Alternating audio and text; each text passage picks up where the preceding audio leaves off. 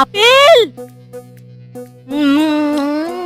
এই আপেলটি যেই খাবে সে কথা বলার শক্তি হারিয়ে ফেলবে, আর এই আপেলটিকে যদি একটি কুকুরে খেয়ে নেয় তাহলে সে আগের মতো হয়ে যাবে।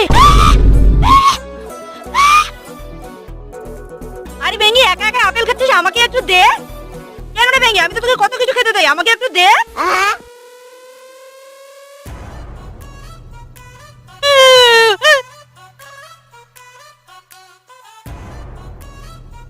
আপেল আমাকে দে, আমি একটু খাই। এটা তো খুবই টেস্টি।